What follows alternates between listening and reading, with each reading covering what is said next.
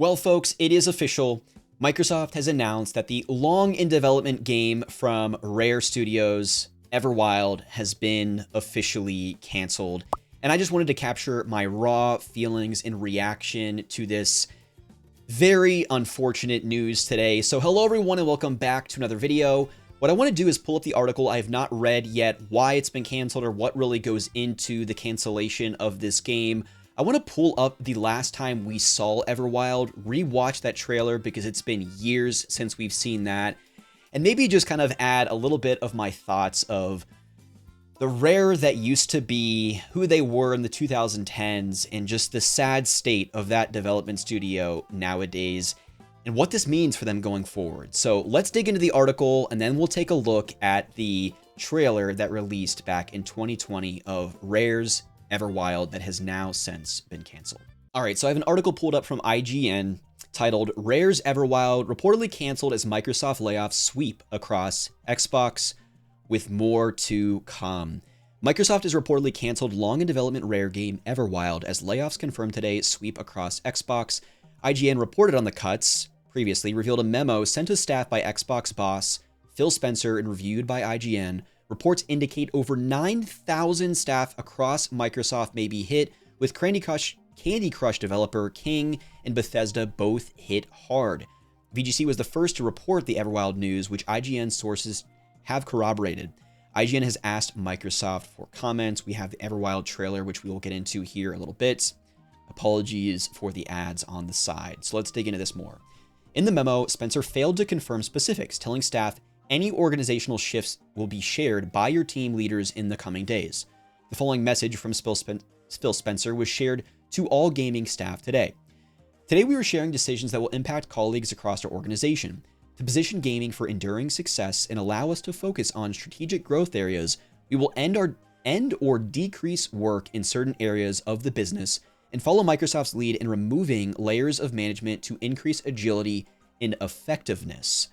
Out of respect for those impacted today, the specifics of today's notifications and any organizational shifts will be shared by your team leaders in the coming days.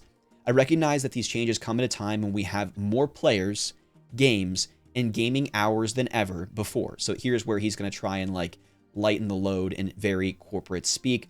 Our platform, hardware, and game roadmap have never looked stronger. I don't know. I might question that, Phil. The success we're seeing currently is based on tough decisions we've made previously. We must make choices now for continued success in future years, and a key part of that strategy is the discipline to prioritize the strongest opportunities.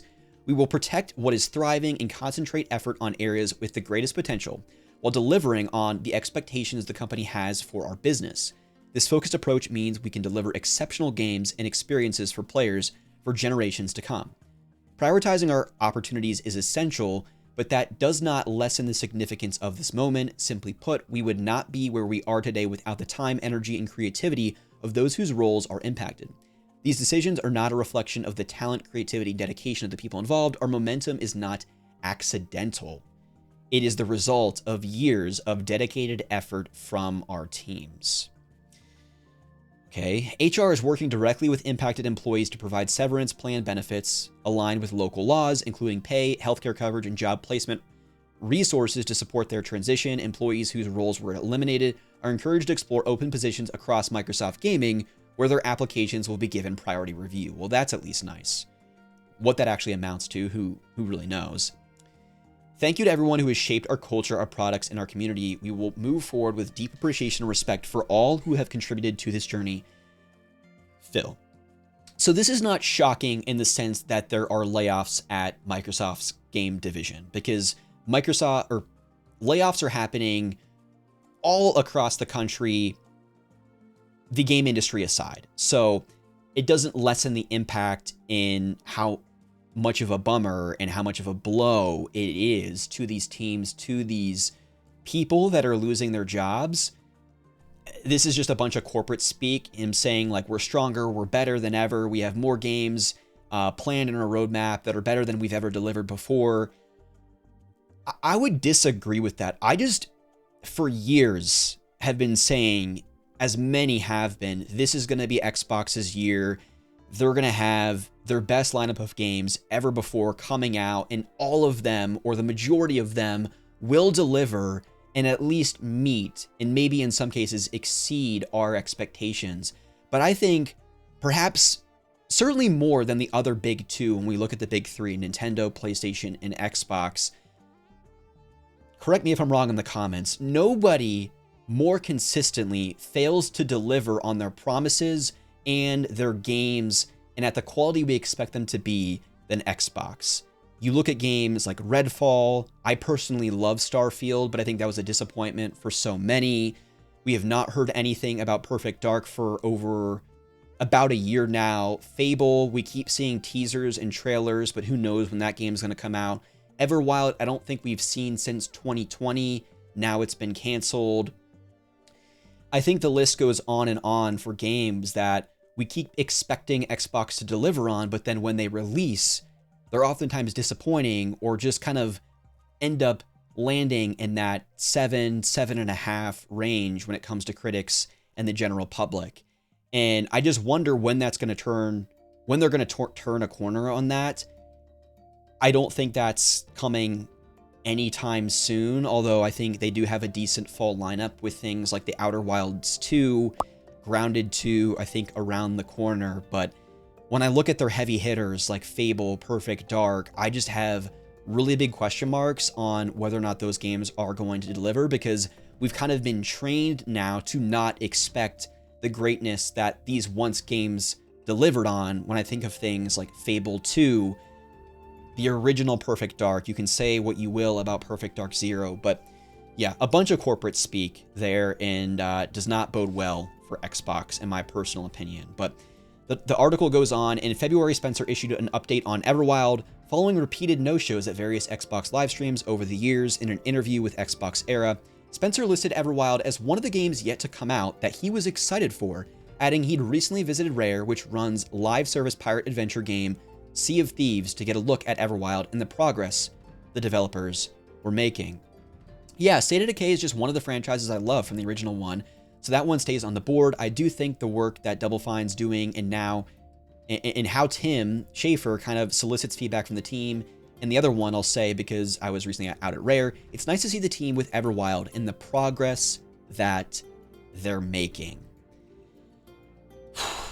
I'm not going to go into all of this. I just think I just need a moment to process how much it sucks that Everwild has been canceled. And I just feel like in many cases how directionless is probably too strong a word with Xbox, because they tout Game Pass and it still is an incredible value for people that just want to get a Series S and play these games, not really worried about physical media. But as someone who really does love and appreciate, look at these shelves behind me, buying physical media, Nintendo with their game keycards, PlayStation is certainly no stranger to having online required on the front of their box cases, and Xbox, I mean, rarely are they ever going out of their way to say, yes, we are continuing to prioritize physical media.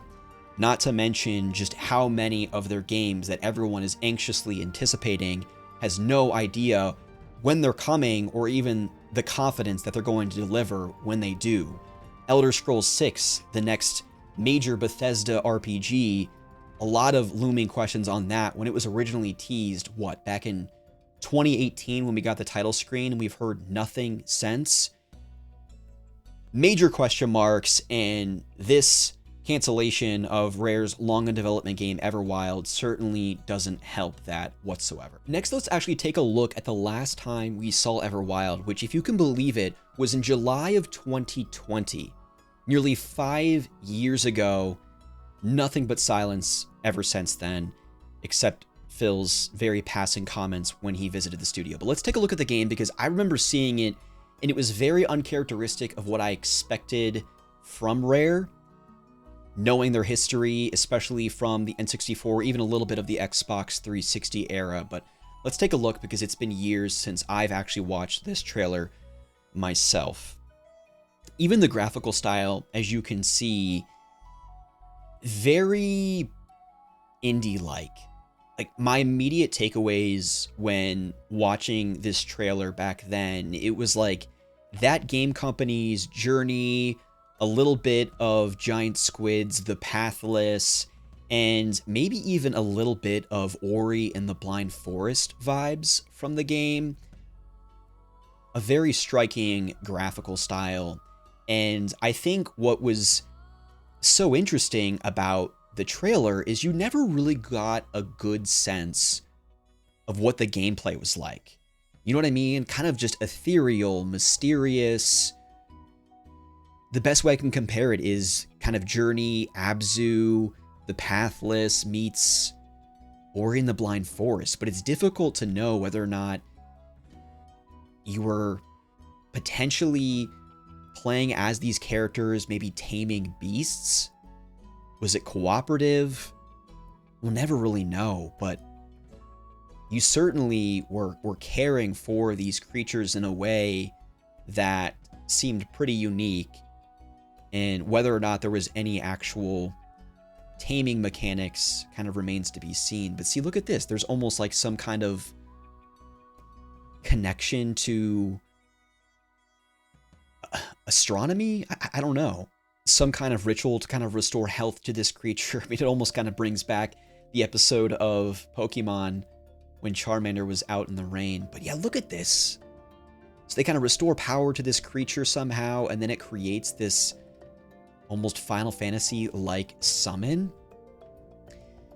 Very interesting, uncharacteristic of anything I've personally seen from Rare. Maybe a little bit of cameo elements of power, but beyond that, something very experimental and different that screams indie more than it does Rare of the past.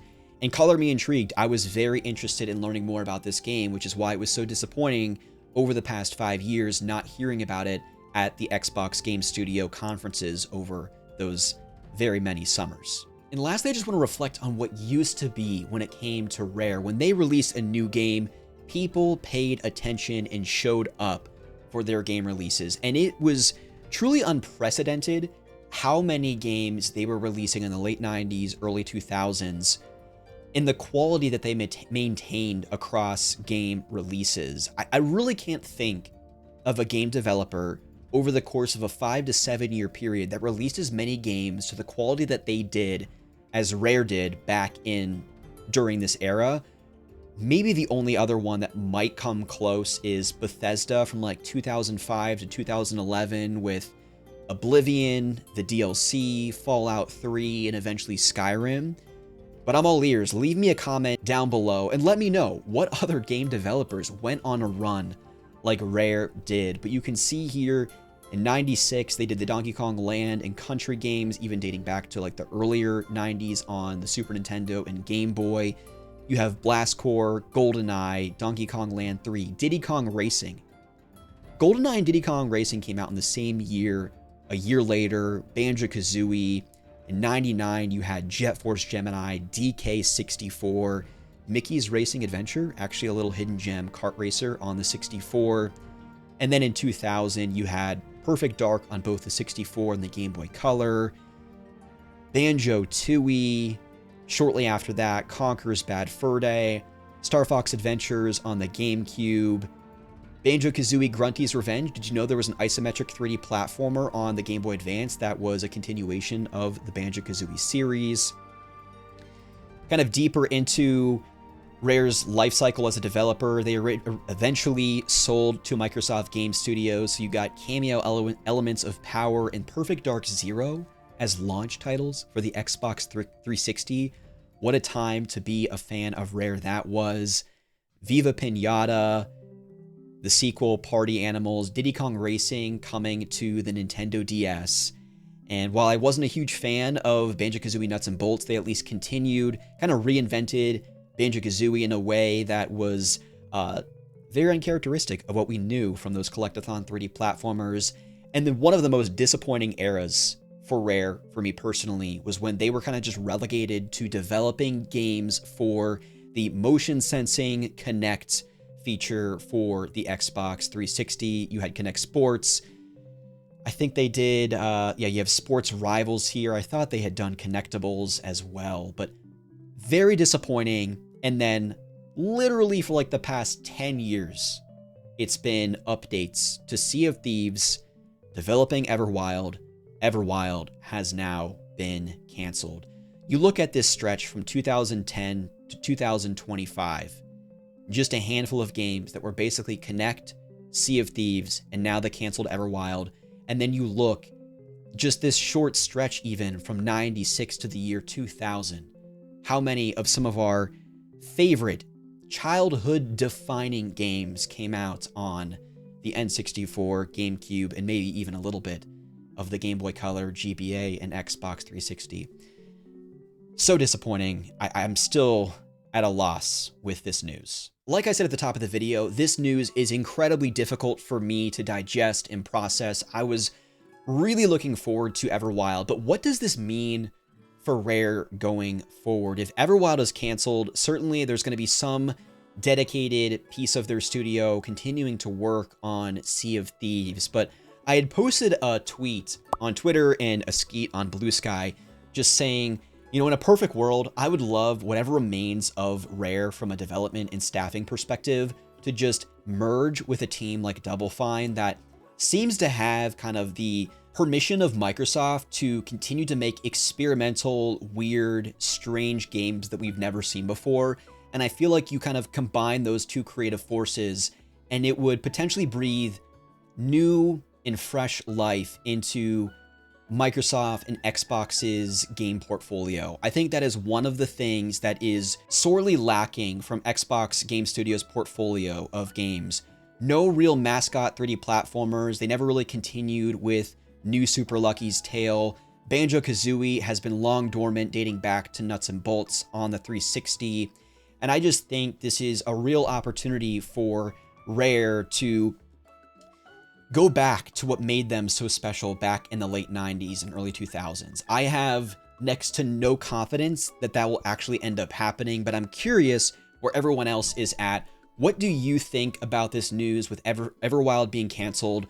What does it mean for Rare? And more than that, what would you like to see Rare do next outside of Sea of Thieves updates? I'm really curious to hear from all of you in the comment section below, so leave me a comment. I want to thank everyone so much for watching this very impromptu video, and I will see you in my next one.